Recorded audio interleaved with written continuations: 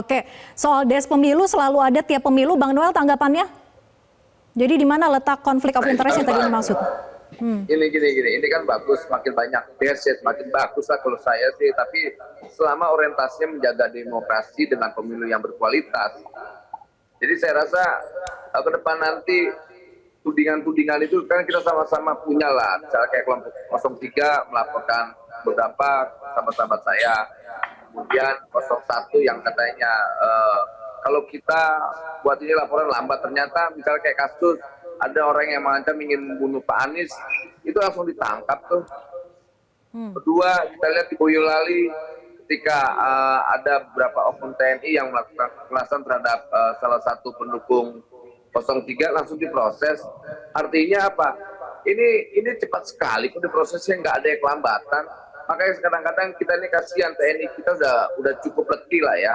Polisi kita, penegak hukum kita terlalu letih lihat para politisi yang selalu menuding-nuding sikap dan netralitas kedua institusi. Tambah lagi tadi sore ada tudingan baru lagi terhadap kejaksaan.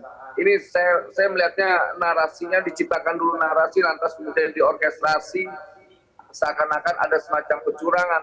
Yang bahaya ini nanti malah buat demokrasi kita, itu akan malah dihancurkan. Kita tidak mau demokrasi kita yang semakin bagus ini dirusak dengan narasi-narasi kotor ini.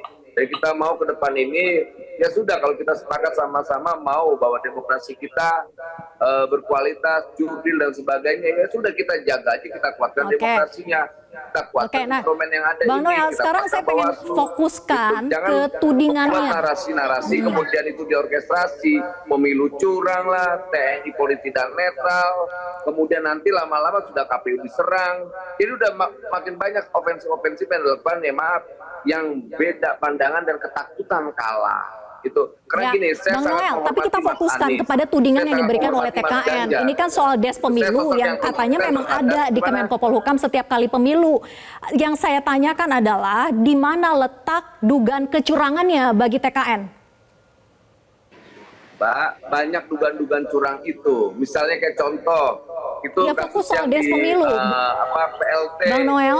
Bupati di Papua, kemudian bupati yang di Majalengka, itu terbukti sudah ada keputusan bahwa Panwaslu, kemudian yang ASN di Jawa Timur yang langsung menyampaikan saya dipaksa untuk memilih salah satu calon, gitu loh. Itu terbuka semua kok, tapi kami tetap ya sudahlah, gitu loh. Masa kita harus jadikan barang bukti itu juga, tapi kan lama-lama kami letih juga. Ya, Bang Noel, yang saya tanyakan soal des pemilu. Politik, intimidasi dan sebagainya dan kecurangan. Nah, untuk itu semua, ya sudah mari kita perkuat aja demokrasinya lah. Oke, gitu, yang saya tanyakan soal des pemilu, Bang Noel, bahwa di mana letak kecurangannya ketika tadi dikatakan bahwa des pemilu itu memang ada setiap tahun di Kemenko Polhukam.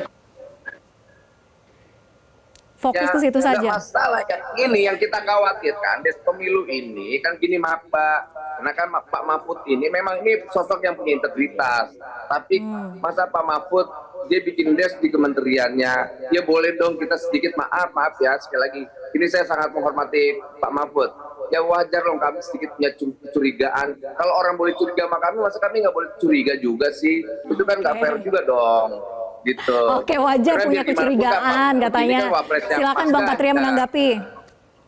Tadi saya sudah kejar di mana letak kecurangannya, tapi belum bisa menjelaskan, Bang Noel. Silakan. Giliran saya ya. Silakan.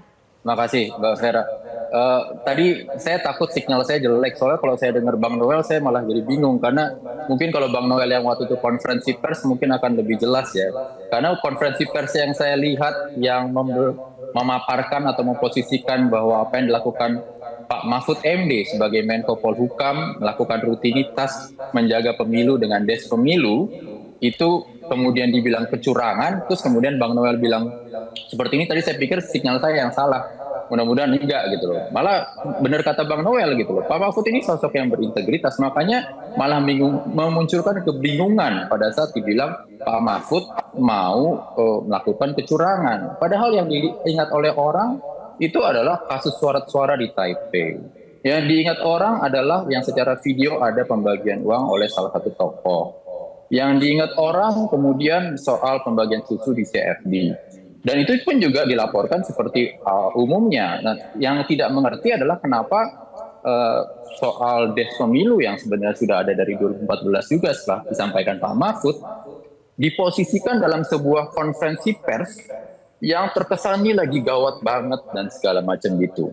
Kalau memang lagi unggul, gayanya nggak seperti itu. Makanya tadi saya apresiasi Bang Noel, makanya saya lebih senang Bang Noel harusnya melakukan konferensi pers. Mungkin di situ juga jadi lebih jelas bahwa ini urusan menjaga demokrasi dan bukan urusan tuduh menuduh curang atau tidak. Jelajahi cara baru mendapatkan informasi. Download Metro TV Extend sekarang.